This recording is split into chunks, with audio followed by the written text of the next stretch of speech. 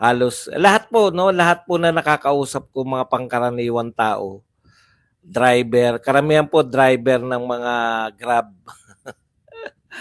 Pangkaraniwang tao po, tindera.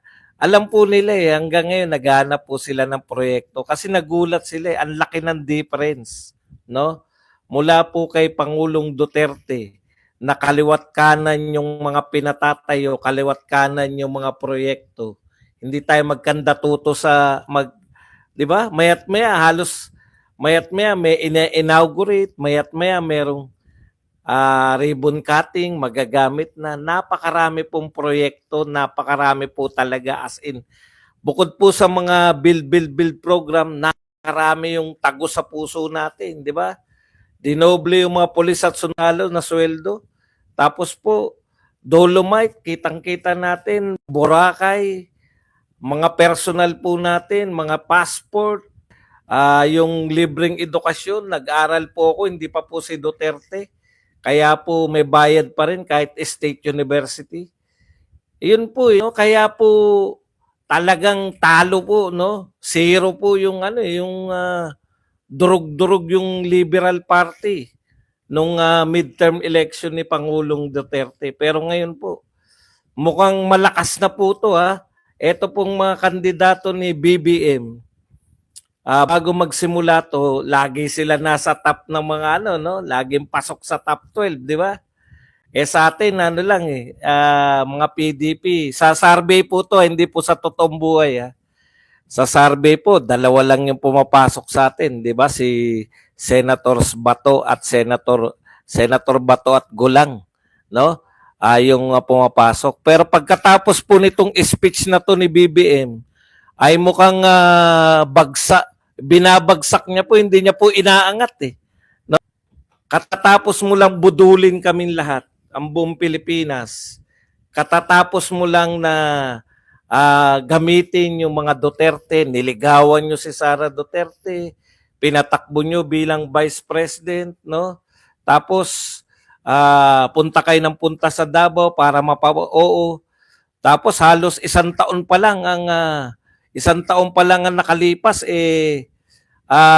sinipa nyo na, no? Talagang grabe po tong ginawa ng mga pamilyang ito. Pero ganun pa man, alam na natin yan ngayon, hindi na natin ikukwento, pero talagang kaaway na po ang tingin, no? Talagang kaaway na po ang tingin ito ni BBM. Kaya ngayon po, maniniwala na siguro kayo na pag sinasabi niya, iba po yung nangyayari sa sinasabi. Kaya yung sinasabi niya na wala siyang handyan, si Sandro Marcos na nga nagsabi na kinonsulta ka eh. Pwede mo sabihin kay Sandro Marcos na wag kang pumirma dyan kasi ayaw ko yan. Ayaw ko ng impeachment. Katulad ng sinabi mo nung una na ayaw mo ng impeachment. No? Iba ka talaga, BBM. Kaya ngayon may mga sinabi na naman siya, binubudol na naman yung mga tao pero mahirap pong paniwalaan eh. Mahirap pong paniwalaan tong mga sinasabi niya. So gagawin po natin ngayon, total galing naman to sa RTBM, pwede naman po nating isa-isahin. Ako tinitignan ko yung kanyang yung mga reaction ng mga kandidato niya, parang natutunaw yung mga kandidato niya habang sinasabi niya itong mga to. Paano? Karamihan sa mga kandidato niya, yung dosing alipores niya riyan sa senatorial balls. Tignan niyo po ang record ng ating mga kandidato. Wala sa kanila ang may bahid ng dugo dahil sa tukhang. Nakita niyo yung tao, di ba? Talagang ang lulungkot. Oh. Siguro iniisip ng tao, may ayuda ba talaga? May pamimigay bang ayuda rito? So, ibig sabihin, pinasasama neto ni BBM yung kanyang mga kandidato. Ibig sabihin, lahat ng kandidato niya hindi naniniwala sa war on drugs. Yan yung ibig sabihin niya, wala daw bahid ng dugo ng tukhang. Sinisiraan nyo yung tukhang, sinisiraan nyo yung war on drugs. Samantalang yan po ang isa sa pinakamatagumpay Yan po ang isa sa pinaka-epektibo. Hindi ko po sinabing yan lang ang tanging programa, no? Napakarami po.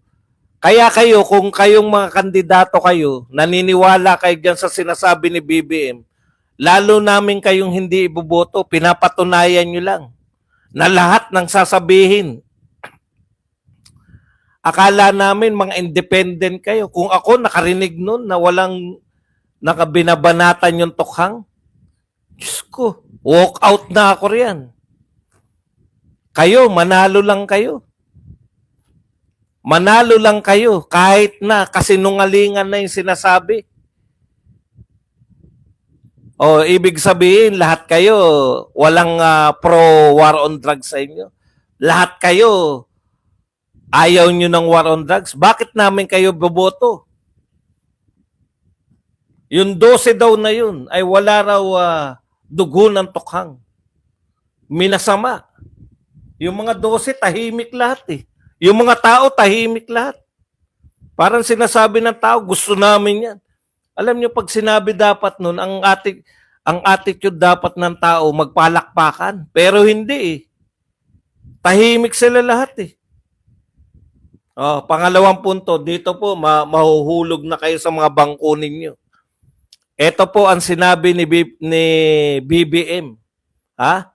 Ito po ang kanilang pinaniniwalaan. Pangalawang kasinungalingan. Sa kanilang kasabwat sa pagbulsa ng sako-sakong pera, pinagsamantalaan ang krisis ng pandemya, pinabayaan ang ating mga kababayan na magkasakit at mamatay. Wala daw sa kanila ang sumuporta sa sako-sako. Sinako-sako daw po yung pera ng pandemya. Pinabayaan daw yung mga kababayan natin. Nagkandamatay sa sakit.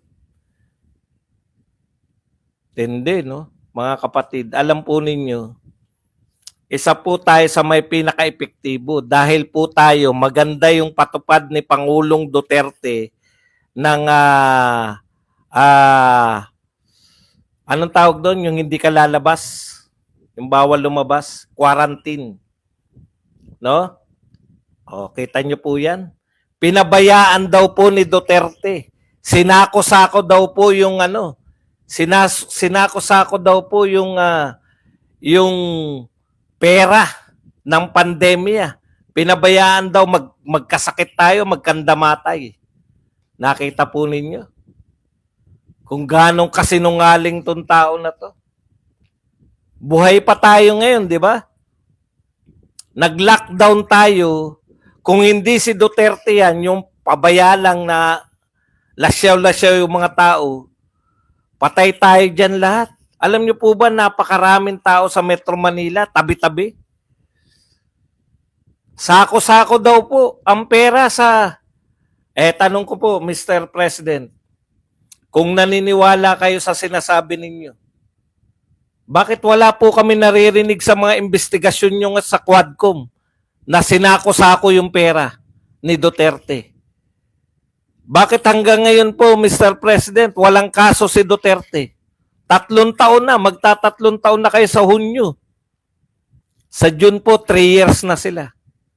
Bakit wala pa rin kayong kinakaso kay Duterte na sinasako yung mga pera? Yung pera ng pandemya, nagkandamatay tayo, pinabayaan daw ni Duterte mamatay yung mga Pilipino dahil sinako yung pera. Bakit walang kaso? Lahat na ginawa ninyo eh. Kinasuhan nyo nga si Inday. Oh. Walang katotoran. Impeachment. Tanong ko po, pwede na pong kasuhan si Duterte. 3 taon na kayo. Bakit wala pong lumalabas na sako-sako? Ano kaya nararamdaman ng mga kakampi ni Duterte noon? Nung sinasako-sako daw. Tol, ano naramdaman mo? Bilyar, ano nararamdaman nyo? Kayo mga Tito Soto at saka Ping Lacson. Sako-sako talaga. Sinako-sako yung pera. Pinabayaan tayo ng Duterte nung pandemya. Putya, ikaw nga, baha pa lang, eh, nagkakandamatay na tao eh. Yan ang kinampihan nyo. Kawawa naman.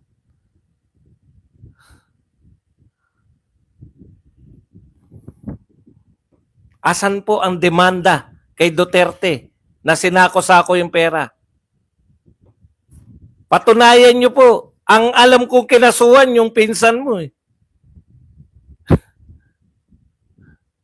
Naroon din kami sa ombudsman eh. May kaso ka ba?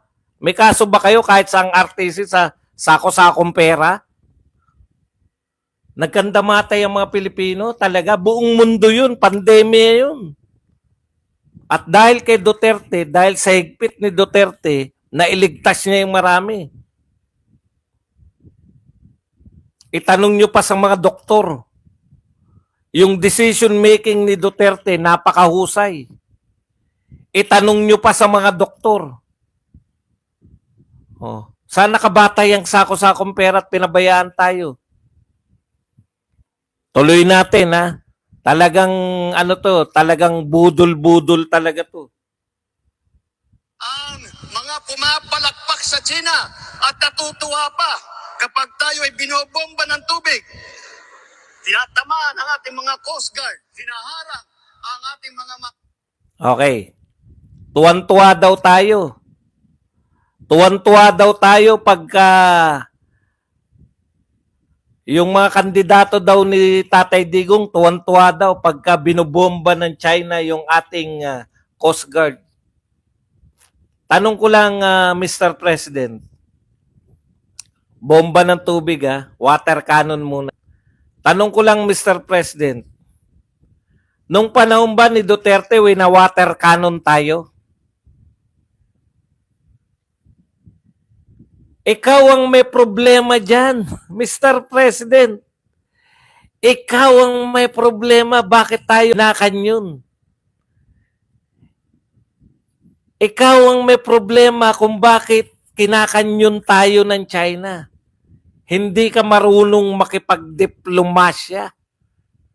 Hindi ka marunong ng diplomatic relationship. Problema mo na. Kita nyo, ang galing nila mambudol. Problema na niya yan, yung problema sa China, ipinapasa pa sa mga Duterte. Kung may problema niyan eh. Hindi naman problema ng Duterte yan eh. 6 na taon si Duterte, wala kaming narinig na binomba tayo ng China. Kaya nga po ang tawag doon, Mr. President, alam niyo kung ano tawag doon? Diplomatic relationship. Ang ibig sabihin po ng diplomatic relationship, nakikipagrelasyon ka sa mga kaibigan mong bansa para hindi kayo magkaroon ng salungat. Si Duterte, pinatupad niya yung friends to all, enemies to none. Friends to all, enemies to none. Kaibigan ng lahat. Para siyang si Kidlat.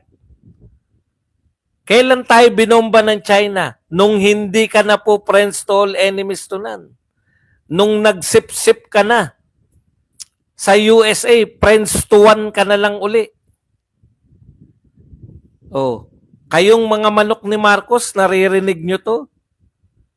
Naniniwala kayo sa pambubudol niya? Grabe po kayo. Kaya po talaga dapat nating hindi. Kasi salita pa lang yan Salita pa lang yan. At lahat tayo, nakita natin yan. Sa kanya lang yan.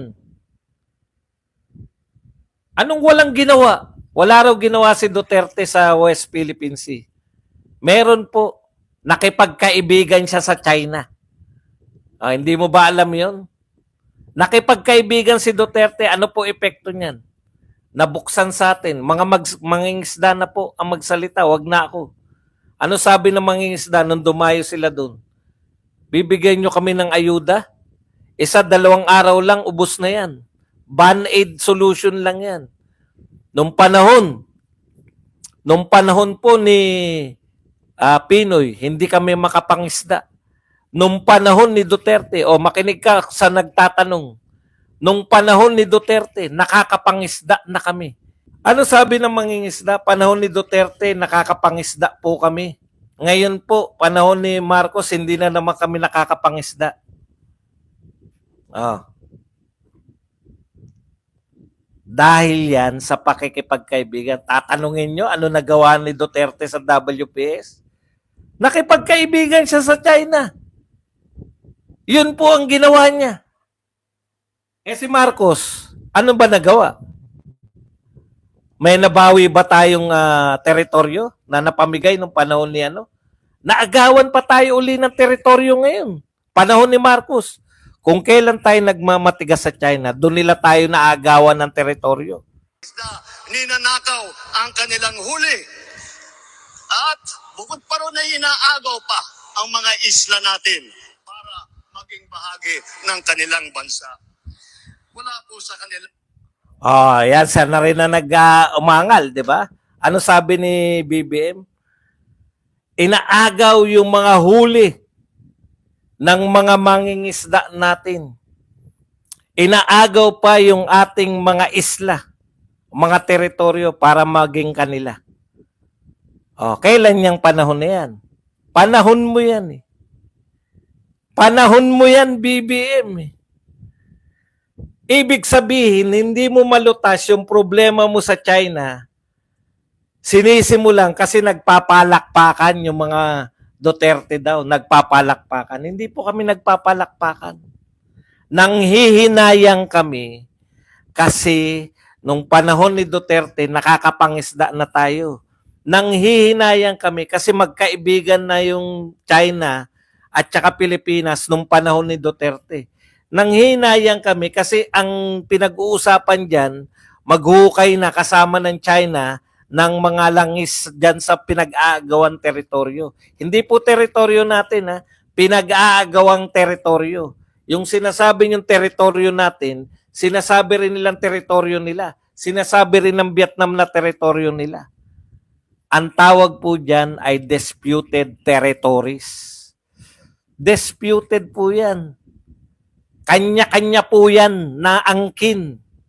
Ngayon, dahil si Duterte magaling sa diplomasya, ngayon ka umaangal na inaagaw yung mga pangisda, inaagaw yung mga isla natin. Kaninong problema yan? Sa akin ba? Sa mga DDS bang problema yan? Hindi po. Sa mga Duterte supporters bang problema yan? Hindi po. Problema po yan ng Pilipinas. Sino po dapat ang lumulutas niyan? Tandaan po natin.